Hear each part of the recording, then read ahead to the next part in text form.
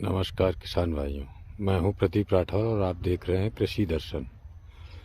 सबसे पहले बात, बंगाल में बारिश से क्या नुकसान हुआ है, कितना नुकसान हुआ है, क्या आकलन है, क्या वहां के किसान, वहां के कोल्ड मालिक क्या बता रहे हैं, उस विषय पर बात होगी। सबसे पहली बात यह कि जो यूट्यूबर दिखा रहे हैं कि 40% नुकसान हो गया, 50% नुकसान हो गया, 70% नुकसान हो गया, ऐसा कुछ भी नहीं है। नुकसान तो हुआ है, लेकिन इतना नहीं जितना यूट्यूबर चिल्ला रहे हैं। ज़्यादा से ज़्यादा 10%, किसी किसी ज़िले में 15%, किसी ज़िले में हो सकता है कि 20% तक हुआ हो, जहां मेरी बात ना हो पाई हो। मेरी बात 3 ज़िलों के किसानों और कोल्ड मालिकों से हुई है। उनमें मुख्य है मेदिनीपुर, हुगली और हावड़ा। इन 3 ज़िलों में से किसी भी ज़िले में 15% से ज़्यादा का नुकसान नहीं है। वो भी ऐसा नुकसान नहीं कि आलू ख़त्म हो गया, ये है कि थोड़ा प्रोडक्शन पे असर आ सकता है। हाँ, इतना ज़रूर है कि आलू वहाँ पे पानी बरस जाने की वजह से 10-15 दिन लेट लगेगा। 70% करीब आलू लग चुका था और जो 30% आलू रह गया था वो थोड़ा लेट लगेगा।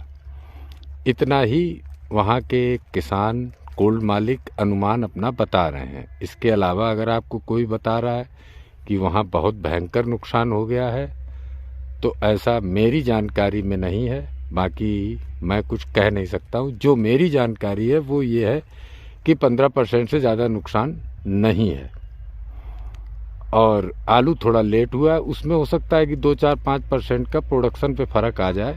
बाकी कोई बहुत लंबा नुकसान नहीं है कि इतना नुकसान हो गया हो कि उन्होंने कहा कि अब बंगाल में आलू ही नहीं रहा है और बहुत तेज़ी आ जाएगी और ये हो जाएगा, वो हो जाएगा। ऐसा कुछ नहीं है। 1-2% का नुकसान गुजरात में है। गुजरात में भी एक पटेल जी हैं, उनसे बात होती है। बाकी कहीं कोई नुकसान नहीं है, ना ही कहीं कोई किसी फसल पे अभी कोई किसी तरीके का रोग है। लेकिन हाँ, इतना ज़रूर है कि आप अपने आलू की सुरक्षा करें।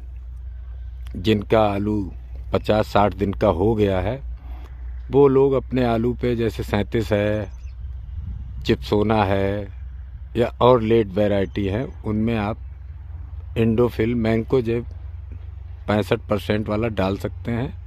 इंडोफिल M45 जिसको बोलते हैं उसको डाल सकते हैं। एंट्राकॉल डाल सकते हैं या अन्य कोई चीज़ जो भी आपको उचित लगे वो डाल सकते हैं। लेकिन जो लोग हॉलैंड किए हैं उनसे मेरा ये अनुरोध है कि जब आपको ये लगे कि पाला पड़ेगा या बर्फ़ तुसी पड़ सकती है, तो उसके लिए आप कॉपर ऑक्सीक्लोराइड का छिड़काव हॉलैंड में करें, क्योंकि हॉलैंड में झुलसा नहीं लगता है।